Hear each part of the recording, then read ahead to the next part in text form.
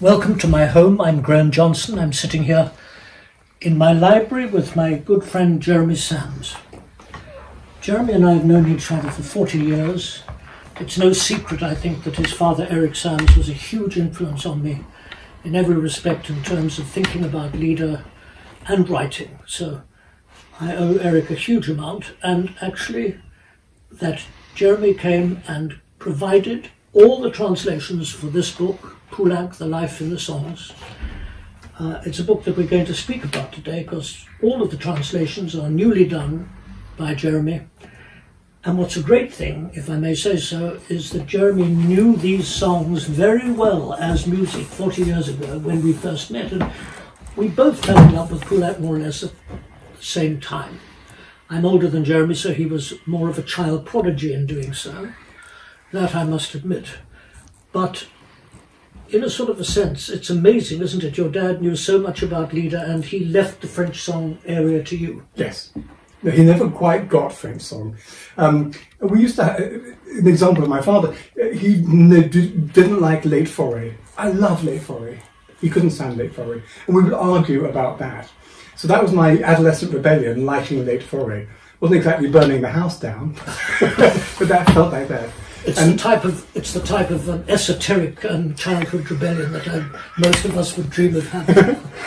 But I mean, all right, so in a sort of a sense, you also got all the Lieder enthusiasms as well.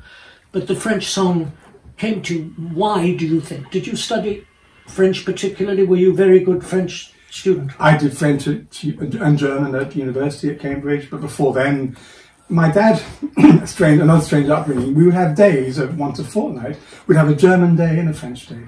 So we'd all have to speak German, me and my brother, but mostly me and my father one day. The next week there'd be a day where we'd only speak French.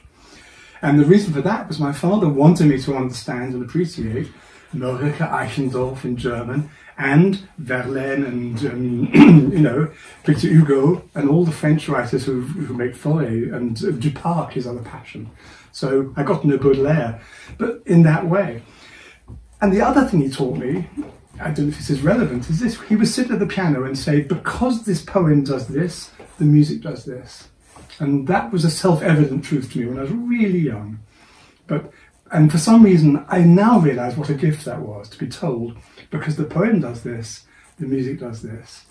And I started with Poulenc because I loved the instrumental music. Like you, I was an accompanist, much less so an accompanist, but I used to play the fiddles, the flute sonatas and the clarinet sonatas, and I thought, this is lovely music. But then I got to know the poetry from Poulenc, and to be fair, I didn't know Éluard or Apollinaire, really, until I knew them via Poulenc. I think that's one of the things. When you become a song accompanist, or when you start working in song, one of the most amazing things is that it comes with that extra element of an inbuilt literary education. If you want to take it. The window is there, the door is there if you want to go through it. As we both know, there are many accompanists who double lock that door and are much more interested in crescendi and mezzo fortes and so on.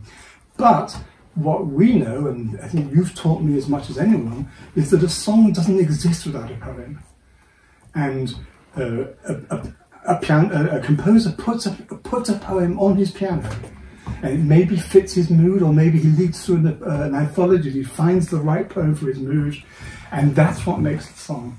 Very, very rarely does someone write a song and then finds words for it. There's a few examples, but very few. So, of course, you have to take the back bearings, as it were, and work out what that composer, how it must have felt when Schubert first put Winterreise on his piano, how Poulenc felt when he first got his Apollinaire volumes, put that on his piano, or his Max Jacob, or his Éluard. Yes, certainly on the piano in Poulenc, because we know that he actually worked a lot at the piano. I mean, with pictures of Fauré, he's sitting at a little table in a hotel in Annecy, writing without a sign of a piano anywhere. And there are people like that. Poulenc envied those. He would go on about Mio and Honegger, who could compose on trains and anywhere, which is probably why they wrote so much music. But you know better than anyone, Graham, in the world that the piano shapes, you must now know Poulenc's hands really well. That pudgy thumb and those big stretches and the things that some people find easy, difficult, which he found easy. And as we also know, later in life, he found difficult as well. He used to splash around with wrong notes by the end of his career. Certainly, if you look at Rachmaninoff, I know my hand's not made for that. No. And I have an easier time playing Schubert with a smaller hand than people I know who've got bigger hands.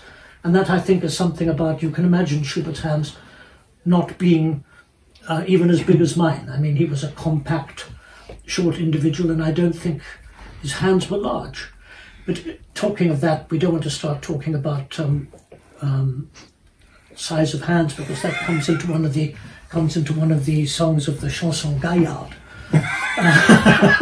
But in a sort of a sense, it's wonderful to know that both you and I have realized for most of our lives as musicians that this repertoire, the repertoire I cover in this book and for which you provide translations, is actually marvelous, important repertoire. So when I came to do the book and you came to do the translation, it wasn't a question of being persuaded, it was like coming home almost. Absolutely. And what's really marvellous and remarkable, because Poulenc is a populist composer. He writes tunes, he writes harmonies, he writes key signatures. But what really gets him going is really complicated poetry, complicated, modern, surreal poetry, with which he has not a surreal reaction, not an abstract reaction, but an emotional, conventional reaction. And that combination for me moves me still. The way he looks at poets as diverse as Éluard and Apollinaire and Jacob and others, crazy, crazy stuff. All over the place, images flying around, and he finds a place in his score and his piano and his music where they can all live in a box because they move him. And so to have this sophisticated and incredibly intellectual, actually, I think his reaction to contemporary poetry is not intellectual, I think it's emotional. Just like painting, you talk a lot in the book about Poulenc and painting. He responds emotionally to abstract art very, very often. A colour, a feeling, a modernist, and so on. So that combination, and another composer, given Éluard, given Apollinaire, poets we'll talk a lot about, I'm sure, will be to write music as abstract as the poems. What he's writing about is what this means to me. I always think there's a sort of a balance. And one of the reasons why Poulenc songs work very well is that there is this incredibly immediate music with challenging words. So that if you imagine immediate music and immediate words together, you get sentimentality, gooiness. Chemin de l'amour. Yes, there are some of the lighter songs, but let me put it this way, that the stronger words give strength to the music, and the music elucidates and makes more immediate the difficult words. So it's a sort of a really extraordinary collaboration, and it's a marvellous mixture. It's a marvellous chemical reaction. And actually, since we're talking about translations, very often an Éluard poem is a series of images, and sometimes there's no punctuation, and sometimes it's free association of ideas. And actually, if you read it on the page, you'd think to yourself, how do I parse that, P-A-R-S-E, that? Yeah. How do I make sense of all these words? And Poulenc's setting very often are acts of criticism in the old-fashioned sense of enlightenment on the text. He says, I think this idea goes with this, and this idea goes with this, and he makes sense of strange ideas by connecting them in phrases. And that's why it's interesting translating them, because, as you said, I know the music. So I know what they mean because Poulenc has showed me what they mean. He showed me what he thinks they mean. That's true. Which another composer would think of quite differently. Didn't do it. Let's have a pause.